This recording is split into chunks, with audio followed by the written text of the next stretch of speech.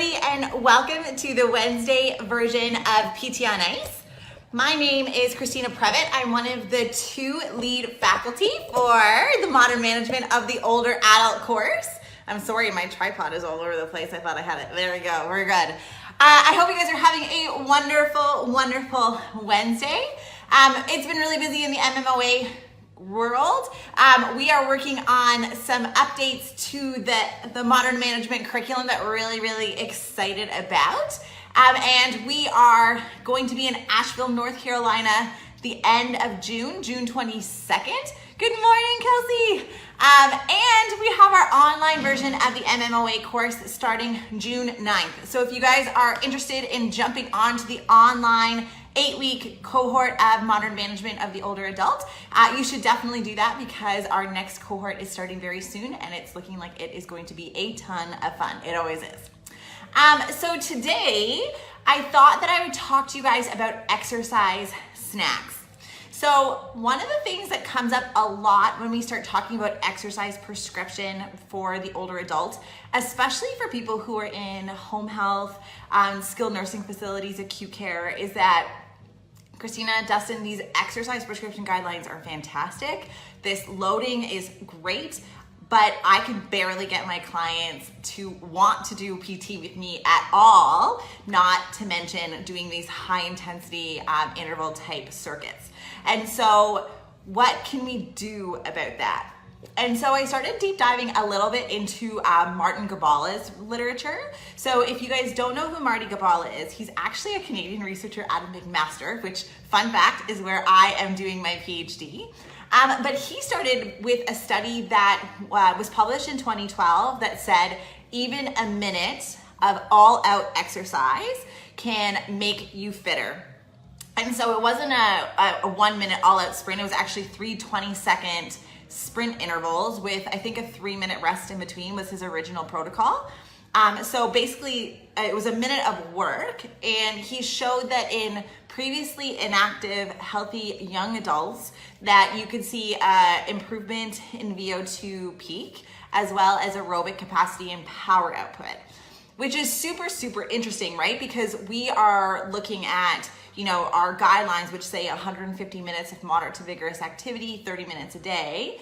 And based off some of this literature and some of the sprint interval training and high intensity interval training, the WHO, the World Health Organization, actually changed some of the guidelines. Instead of saying, in 30-minute bouts of exercise for aerobic training, it has to be in at least a 10-minute interval. And so that was because of some of this sprint training protocols, which said, even if you do 10 minutes of training 3 times a day, you'll still incur a lot of the benefits of aerobic training, even if you didn't necessarily have the time for 30 minutes. And so that was starting to address some of the perceived barriers of lack of time or lack of willingness to do a 30-minute aerobic session for older adults.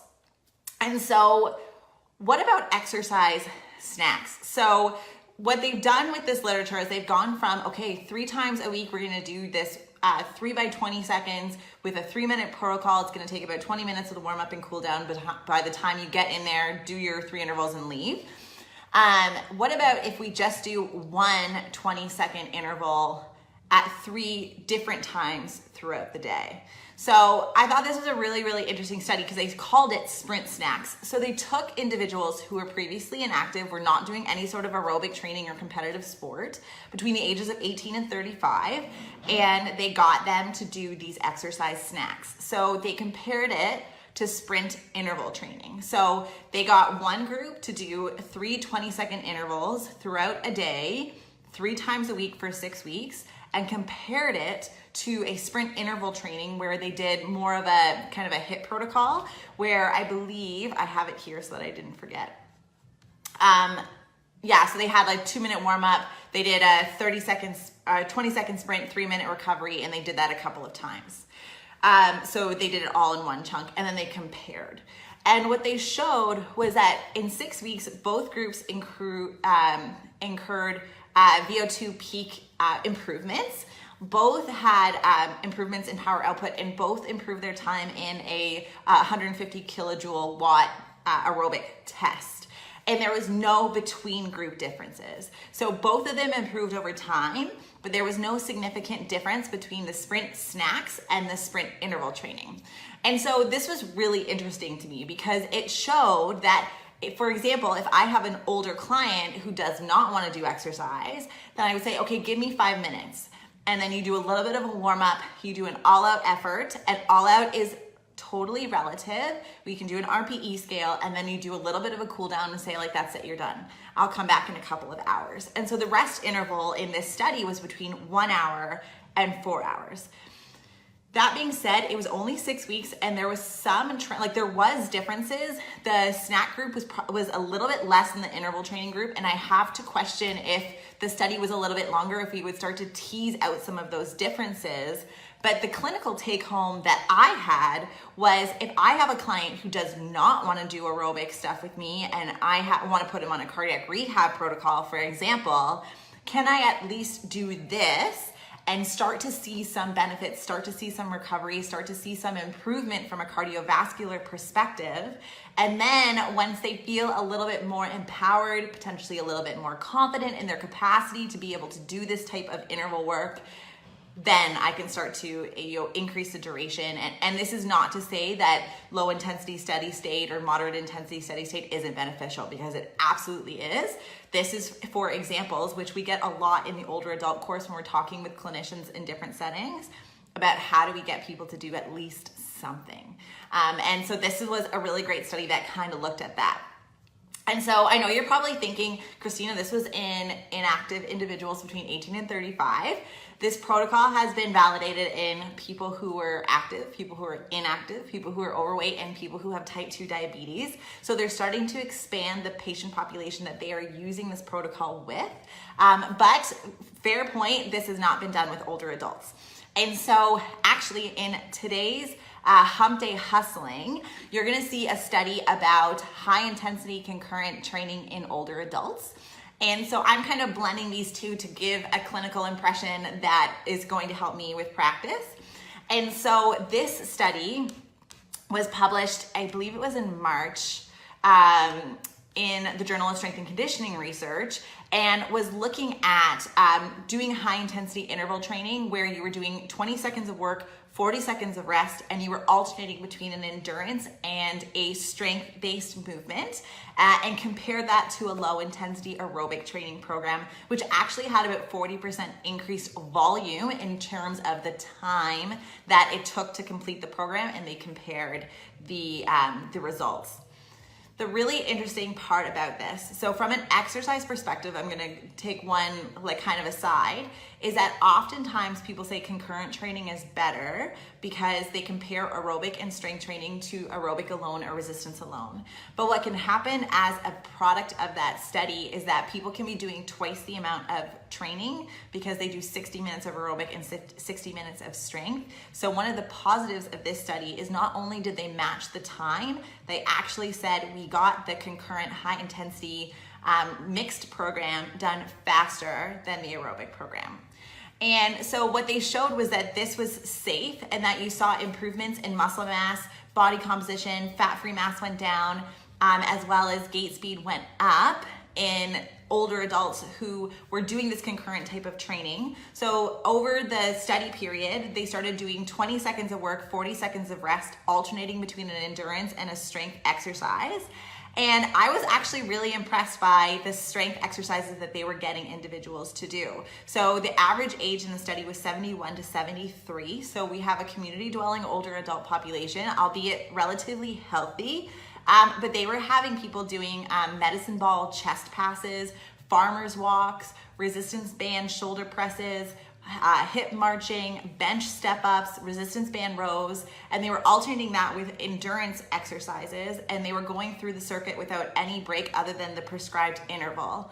And so in the first, I believe it was the first 5 weeks, they started with a 20 seconds of work, 40 seconds of rest paradigm, and they transitioned as they got to the end of the 12 weeks to a 40 seconds of work, 20 seconds of rest paradigm. So they saw that they were improving in terms of the amount of capacity they had to do work, and they would go through the circuit.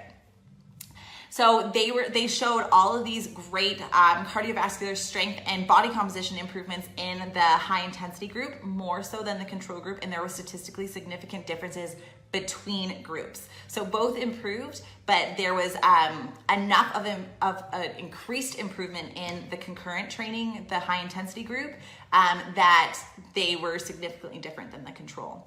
And so if we compare the Gabala study, which is the exercise snacks, and we think about how we're starting to get more and more studies that are looking at high intensity strength training. This was in a high intensity in terms of aerobic capacity, but we have trials like the Lift More trial and some of the work that I've done for my doctoral work that is loading people up with barbells, and we're showing a high intensity from a resistance applied perspective. If we combine these two, we're starting to see that people, especially who are healthy community dwelling older adults, are not as fragile as we would think that they would be, and that we can start to push the boundaries of what we can do even if we don't have a ton of time. And so the fitness athlete group has started with different things like the REMOM, where you're essentially doing these types of snacks or this interval training that is very similar to the study that was published, that's going to be out in Hump Day Hustling. And we're starting to have this growing, blooming amount of literature that is showing that, you know, we can do a lot with our older clients. The only thing that I'm going to say about the 2019 study that's in Hump Day Hustling is that the characteristics of the individuals who were eligible for the study sometimes will not have a very good carryover to your caseload. And what I mean by that is they couldn't really be on any sort of medication that could impact the benefits of exercise. And things like beta blockers is going to attenuate the heart rate response to exercise. And so that may have been an individual who was excluded from the study. And as we know, in terms of cardiovascular medications, a good portion of our older clients can be on these medications, whether they should be or not, or whether we can try and get them off or not. But just to think about how we can directly translate. And so if we're going to kind of blend those two things together, so we have the Lift More trial, we have this building literature that talks about concurrent training, which is having people doing power training like med ball throws and partner med ball throws, all these type of things. And then we have Marty Gabala's literature that is saying that, you know, we can see some improvements if we're even doing a 2-minute warm up, 20 seconds all out, 1 minute, and then you're done. So you go into your client's room, within 5 minutes, you've done one exercise and you've left, and you're still seeing some improvement, like some is better than nothing. We can start to blend those things. So for me, who's in outpatient orthopedics, I will probably go more towards REMOM, rehab every minute on the minute type of interval work, so that I can condense a lot of work into a short amount of time. But if I'm a clinician who's working in a SNF setting, a skilled nursing facility or a long-term care facility, and I have a client who really isn't interested or doesn't have the capacity to do a lot of work, they don't have very good endurance, I can maybe do 3 exercise snacks throughout the day and say, you know what, Mrs. Y, I'm just gonna come in and we're gonna do 5 minutes, not even, we're gonna do 1 exercise, we're gonna do it all out, and then I'm gonna go. And we just try and pick the biggest bang for our buck, and then we can leave. So we have now this continuum of where we can see improvement, where we can meet clients where they are. And if down the road, you know, they're getting better from those exercise snacks and we can start to transition them into a REMOM, that's fantastic. And if they're interested in doing a little bit more endurance and we can get them doing aerobic work, that's perfect too. It's an and not or, right? Like as the ICE faculty, we talk about this all the time. There are many different ways for us to work with our older clients, and I'm really excited for the direction that the geriatric literature is taking, because it's slowly starting to push those boundaries, think outside the box, and these instances are something that are very clinically applicable, you know, because sometimes we see these studies and they just say, you know, this is not feasible for me in my setting. But these are ways that we can start to encourage people to be more physically active and push their boundaries in a way that works in our setting. So I hope you guys found that helpful. If you guys are looking for the Gabala study, or if you are signed up to Hump Day Hustling, you will have the link to the concurrent high intensity study for older adults that was published this year. I believe it was the Journal of Strength and Conditioning Research. It is in your inbox. If you haven't signed up for Hump Day Hustling, do that, because you're getting access to really great studies just like this one that we're talking about on the podcast today, because it's so good. And we will continue to be talking about a lot of this work with exercise prescription in the older adult in subsequent podcasts. So if you guys have any other questions, let me know, comment below. Otherwise, if you haven't signed up for the June 9th MMOA course, what are you waiting for? You should definitely be doing that. And I will see a lot of you in Asheville, North Carolina at June 22nd. So it's only a couple of weeks away. I'm really, really excited. So have a wonderful, wonderful Wednesday. We will see you guys in a couple of weeks. And that is all for today. Bye, guys.